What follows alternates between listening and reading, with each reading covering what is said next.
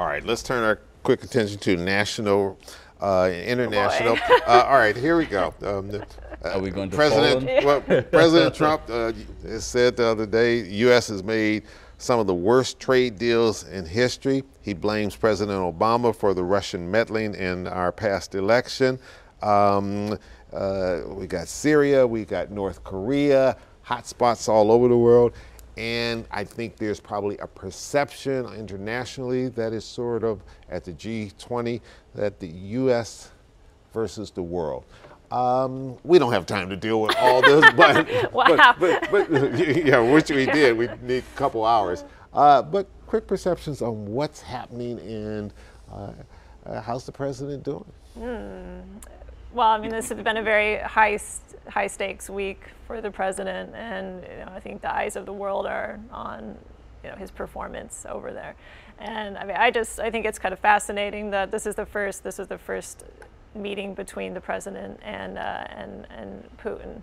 Given all the attention to Russia, this was the first time they've actually met. But I mean, I think here in the U.S. we've been sort of focused on these more, in my opinion, sort of irrelevant issues like Trump's his dumb Twitter comments, and I mean, and less focus on actual substantial issues. So I think maybe what's going on internationally can help put the focus on a more substantive discussion.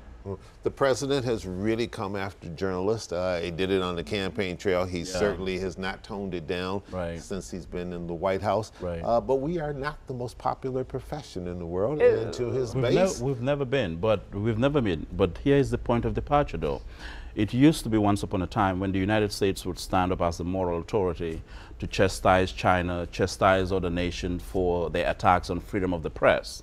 The rule of law and all of that. In fact, the State Department keeps a list of countries that would basically, go after journalists. The United States fought fearlessly for independence of the press. But now those nations are looking at us and looking at the president's tweet and basically saying, wait a minute, this was once the voice that basically became the voice of conscience when it came to freedom of the press. Now you no longer see that. So I think in many respects, I think we lose ground. Not only on that, but on other areas, but especially on this idea of freedom of the press. The First Amendment is so sacrosanct. It's the centrality of this nation's founding. And no president can take that away. But when the president, we expect to take direction from the president of the United States. It's an office you look up to. But when the president wants to diminish the role of any other reporter, whether they're national reporters, it affects all of us around the country. Okay, right, but I mean, I think us journalists tend to, I think we're obsessing a little bit about Trump's comments on Twitter, and he knows exactly how to get it. He does, and I think journalists are much more interested in this discussion maybe than the general public, and really Trump's playing to his supporters here who don't have much trust in the media. Gallup just had a poll showing only 12% of Republicans have faith in the mainstream media. So. I think as journalists we need to focus more on the work we're doing and maybe less on responding to every dumb tweet. Well, the G20 is winding down. The president is headed back to the U.S. and this week's going to be a real test on health care.